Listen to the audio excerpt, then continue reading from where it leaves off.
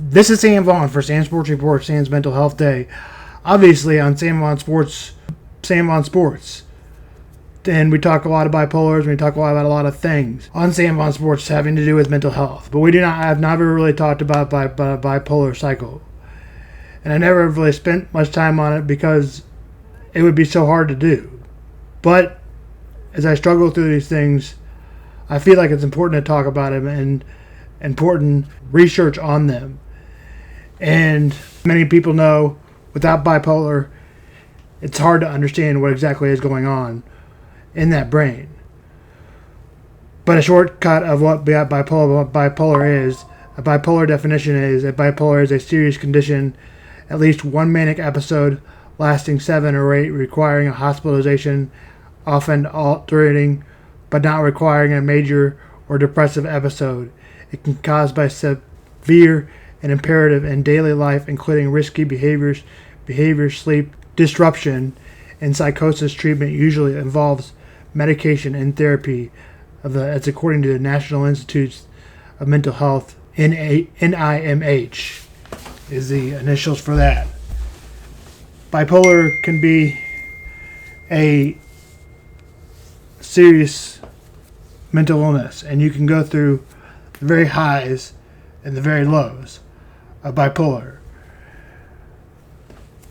For my situation, when I first started having major mood cycles, and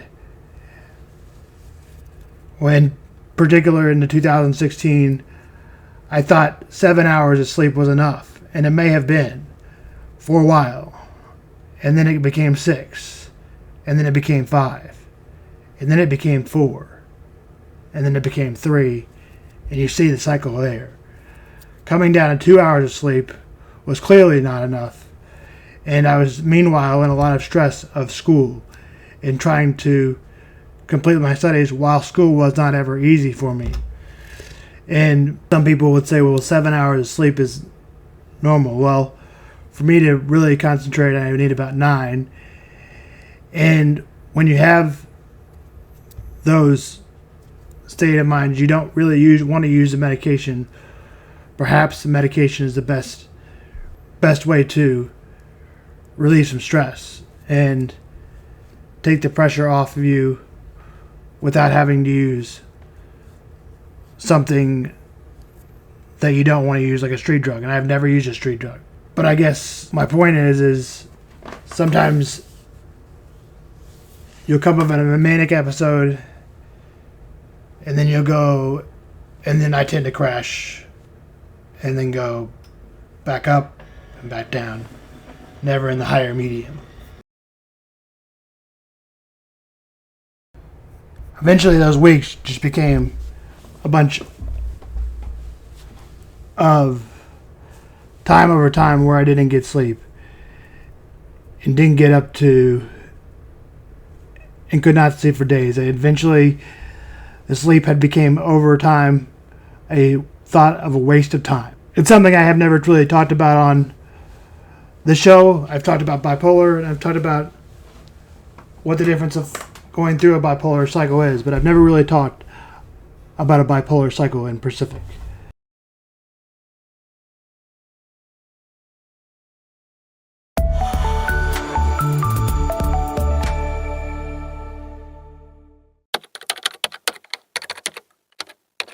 What are the signs of rapid cycling bipolar disorder?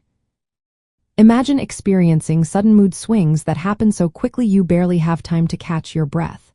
That's what rapid cycling bipolar disorder feels like. It is a form of bipolar disorder where a person has 4 or more mood episodes within a single year.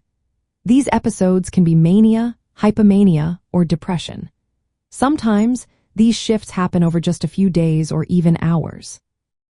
In some cases, people experience ultra-rapid cycling, where their mood changes happen multiple times in one day. One of the main signs is frequent mood changes. You might go from feeling extremely happy or energetic to feeling very sad or hopeless in a short period. These mood swings can happen so often that it disrupts daily life. During manic or hypomanic episodes, a person might feel overly cheerful, irritable, or full of energy. They may need less sleep, talk more than usual, or have racing thoughts. they might also act impulsively, take risks, or have an inflated sense of self. On the flip side, depressive episodes bring feelings of sadness or emptiness. People may lose interest in activities they once enjoyed, feel tired all the time, or have trouble concentrating. Changes in sleep patterns are common, with some sleeping too much or not enough. Feelings of worthlessness, guilt, or even thoughts of self-harm can also appear during these episodes. Sleep disturbances are another key sign. During manic phases, sleep might be difficult, while during depressive phases, a person might sleep excessively. Cognitive difficulties, like trouble focusing or making decisions, are often present during mood episodes. Emotional instability is common, with rapid shifts from high to low self-esteem, irritability, or agitation. Physical and mental exhaustion can set in because of the constant mood changes and energy fluctuations. Sometimes depressive episodes last longer or are more frequent than manic ones, leading to withdrawal from social activities. This can increase the risk of self-harm or suicidal thoughts. Rapid cycling can happen in any type of bipolar disorder but is more often seen in women and those with bipolar type 2 disorder. The unpredictability of these mood swings makes it hard to manage daily life. Recognizing these signs and seeking professional help is essential. Treatment usually involves mood stabilizers, therapy, and lifestyle changes to help reduce how often and how severe these episodes are. Obviously, sleeping with any mental health disorder, I have noticed, is very important. And sleep can do way more things than I ever thought it could do, especially when I was younger. So go out and use the apps and the resources that people give to you. Use a podcast, read a story, use an app. Resetting your mind may help. Some ways I reset my mind is use the Calm app. The Finch is another good app, which is where it helps you make goals. And in the app, you make a bird. That bird, though, helps you make decisions and take care of yourself. So for someone that is just trying to complete goals, that is a very good app. It's called Finch. Also, using the Peloton app for my exercise has helped me greatly, and I use it every day. Every day, even if I just go on a walk for 20 minutes, I still like to have that sort of background music in there. And yes, you can just listen to music. But helping somebody walk you through the run or run you through the run is helpful.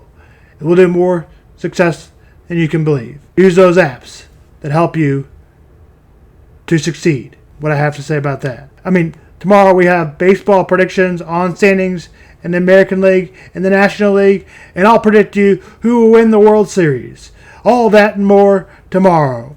Wednesday's Anxiety Day for the baseball. The Royals have not been hitting the ball well enough right now. Yes, they scored a good amount of runs yesterday, but they still came up short.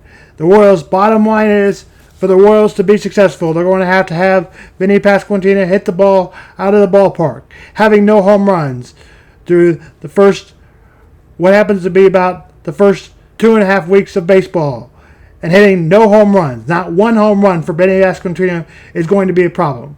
The Royals will have to hit the ball out of the ballpark if they want more success. So Vinny Pasquantino has to start hitting the ball for the Royals to have success. Seems simple, but I'm serious. Royals are off today, and we'll talk more baseball tomorrow. Also talk Cardinals and Cubs, probably preview of that. And of course talk all baseball, preview the whole American League. Cardinals will host the Guardians, who are 9-7, and that game gets underway. At 7:45 Central Eastern, and 8:45 Eastern will be the Cardinals and Cubs. Cardinals and Indians. And the Cardinals and Guardians get underway at 7:45. Gavin Williams will go for the Guardians, and Matthew Liberatore will go for the Cardinals. Game time, 7:45, 8:45 Eastern. Cubs and Phillies, 6:40 Eastern and 5:40 Central. For the Cubs, it'll be Javier Aceta. He'll get the start for the Cubs, and Christopher Sanchez will get the nod for the Phillies. Game time again, 6:40 Eastern and 5:40 Central. Cubs are 7-8. Phillies are 7-8. Cardinals are 8-7. And the Royals are off today. They'll play tomorrow against the Tigers. The Royals are 7-9. And they'll play the Detroit Tigers, who are also surprisingly 7-9. That is Sam Vaughn Sports and Sam Vaughn's Mental Health Day.